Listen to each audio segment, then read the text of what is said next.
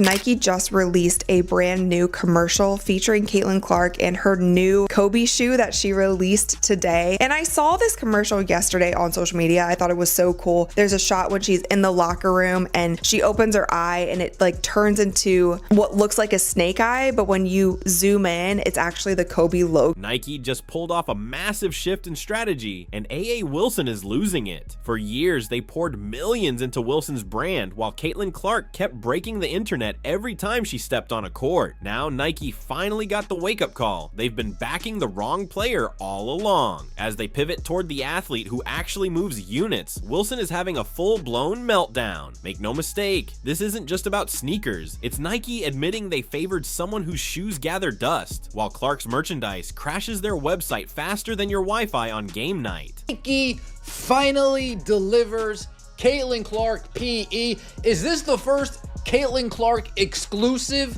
Nike commercial since she's entered the WNBA? I know she's made a cameo here, she's made a cameo there, she was featured as part of this rollout here, featured as part of this rollout there, but is this our first official Caitlin Clark solo commercial since she has joined? Let's break down the numbers, because stats don't lie, even if egos do. Take A.A. Wilson's Nike A1s. Sure, they sold out in 5 minutes back in May. Impressive, right? Except they barely released any pairs, manufacturing artificial scarcity. Now compare that to Caitlin Clark dropping a Kobe collab. 13,000 pairs vanish in literal seconds. Not minutes, seconds. The Nike site didn't just slow down, it basically waved the white flag to the Caitlin Clark army. Resale? Skyrocketing. $350 instantly, $600 on the secondary market. When Clark drops merch, it doesn't just sell, it triggers a feeding frenzy that makes Black Friday look like a sleepy garage sale. And here's the kicker, Nike spent 2 years meticulously crafting Asia's signature line. She got full VIP treatment, custom logos, design input, every little detail, Celtic symbols honoring her parents, quotes from her grandma. It wasn't just sneakers, it was a wearable family scrapbook, lace by lace. Caitlin Clark and Nike are officially dropping Caitlin Clark's Indiana Fever player-exclusive Kobe 5s in just a couple weeks. So this shoe was first seen being worn by Caitlin and was thought to be a colorway made just for her up until just a couple days ago, where Nike's official images of the shoes got leaked and the announcement was made saying that everyone will now have a chance to wear her shoes. Well, I don't think I'd be in the wrong to say Caitlin Clark's Kobe is the sneaker of the week, and everyone's focus is mostly on this one. If you really wanted that shoe, I hope you put your footwork in, because there's supposedly only 13,000 pairs on Sneakers App tomorrow. Combine that with a really high resale value, I expect this shoe to be a relatively difficult call. But my hope seriously is that with Caitlin Clark's sneaker coming out, that this sets a precedent and we might see other exclusive player edition Kobe's drop for the public. Meanwhile, Caitlin Clark is still waiting on her own signature shoe, rocking hand-me-down Kobe's that outsell Wilson's custom creations by numbers that would make any statistician weep. Nike rolled out the red carpet for Wilson, yet somehow Clark's leftovers generate more buzz and frenzy than Wilson's meticulously crafted brand statements ever could. These things is some fire. I'm telling you, where there's smoke, there is fire, and these things is hitting so hard. And who got a bot? Who a shoe plug? Because I need 2 pairs. I need one for the sneaker wall, and I need one for my feet, because these things is hitting right here, and no, I don't want to pay $600 on Go. If you're enjoying this, hit that subscribe button. Now, let's talk about the obvious. A.A. Wilson's me first approach. She's been chasing the spotlight like she's campaigning for basketball president, snagging the shoe, flaunting the puzzling logo, starring in commercials directed by Malia Obama, yet still acts like the world owes her applause. Meanwhile, Caitlin Clark just shows up, plays her game, and somehow becomes the most marketable star since Michael Jordan, without even trying. Wilson demands respect, Clark earns it effortlessly, crashing websites and filling arenas purely with her presence. I lost all respect for A'ja Wilson. I don't want to hear her opinions. I don't care what she has to say from this point on. When you keep a Nike deal 2 years in secret while you're spewing all that crazy stuff about Caitlin Clark in the Time magazine, read it. Read what she said in the Time magazine, yet you had a Nike deal the whole entire time? The The ironic part? Nike went all in to make Wilson the star. They handed her a $20+ million extension, built marketing campaigns around her diamond in the rough story, and promoted her harder than a pushy salesperson. But Clark's magic can't be engineered. She signs an 8-year, $28 million deal and suddenly becomes Nike's crown jewel, effortlessly. Every time she steps on the court in Nike gear, it's free advertising worth millions. Wilson needs production teams, scripts, and hype machines. Clark, she just exists, and that's all it takes. So it's finally here. Caitlin Clark sneakers from Nike is finally dropping. She was signed to them last year, and the sneakers is a year late in my opinion, but nonetheless I'm excited because these sneakers is finally coming out. But what does annoy me a little bit is that this is a collaboration with Kobe. Now, Kobe, respect to Kobe, the legend, rest in peace, great basketball player. But in my opinion, Caitlin Clark is a big enough star and she's creating her own legacy. So I feel like, at least for her first sneaker, it shouldn't be a collaboration with any other player, dead or alive, in my opinion. I feel like Caitlin should have, for her first shoe, had her own original design just for her, no collab. Let's talk about market impact, where Wilson's inflated ego finally met reality. Caitlin Clark alone generated an estimated $82 million for Iowa. That's staggering for a single player in one state. Her influence isn't just basketball, it's cultural phenomenon level. Nike executives have to be kicking themselves for overlooking the female Michael Jordan while trying to force A'ja Wilson into the spotlight like she's playing fetch. The signs were clear, but Nike was too busy polishing their social image. Former marketing director Jordan Rogers even publicly criticized his old company for dropping the ball on Clark. An insider had to practically shame Nike into realizing Clark was the golden goose they ignored while selling us a different story. Meanwhile, Nike's stock hit a 5-year low as they tried to make Wilson the league's face instead of Clark, the player who actually deserved it. And all this was done while the shoe's being developed, while the collection's being done.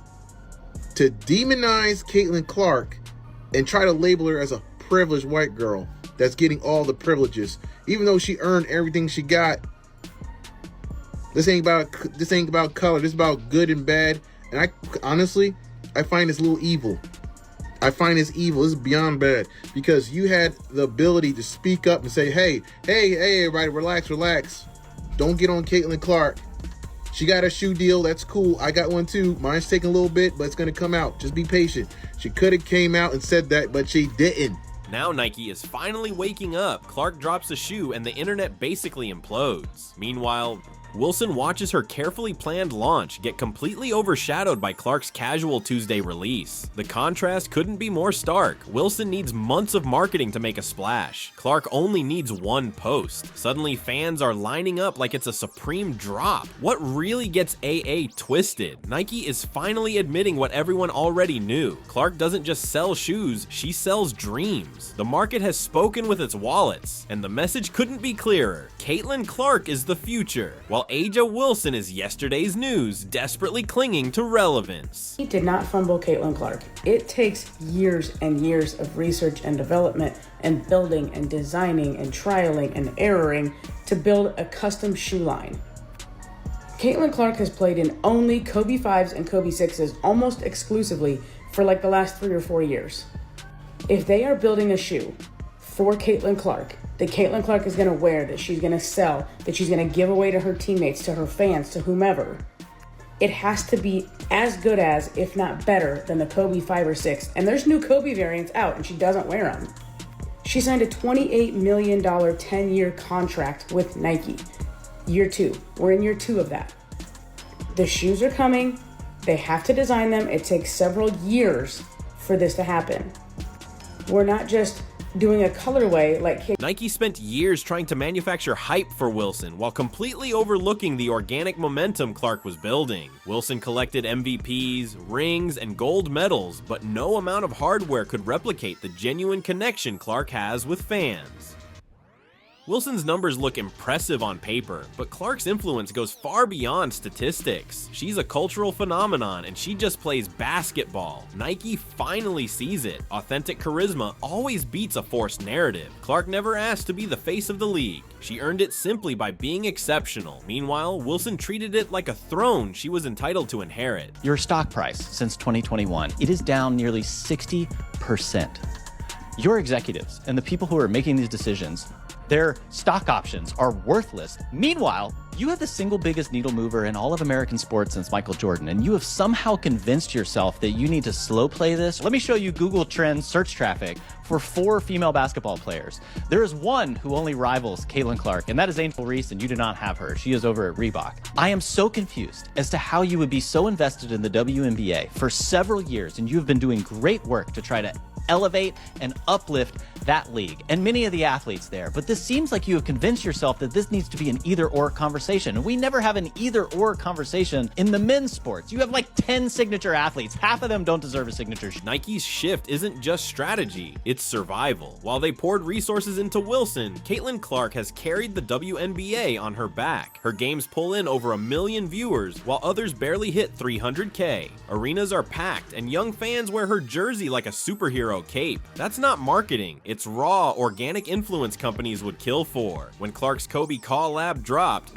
people refreshed the site like it was a Beatles reunion ticket sale. Wilson's releases, they feel like homework. Clark's, pure Christmas morning excitement. I just felt like across the board, this commercial was a 10 for 10. And a lot of people have been getting on Nike because they don't feel like they have been promoting Caitlin as much as they should. But I will say we have to give credit where credit is due. I feel like in the past month or so, they have been tweeting about Caitlin more. And then obviously with this shoe release, they made this super sick commercial to promote it. And of course, just today, Caitlin Clark's new Kobe PE shoe sold out in less than a minute. And I saw so many tweets about this, so many people who were so sad that they missed out on this shoe. I saw that there was this one Dick's store and people were lined up around the corner, like camping out, trying. The irony is thick. Wilson spent years complaining about not getting enough attention or signature shoes. Meanwhile, Caitlin Clark quietly became everything Wilson claimed she deserved. Clark didn't campaign, didn't throw tantrums. She earned it through sheer undeniable excellence. Now Nike is scrambling to catch up, and Wilson is left watching as Clark becomes the golden child. When Clark drops merch, Nike's billion-dollar infrastructure crashes. That's right, a 23-year-old causes digital chaos like no one has ever seen.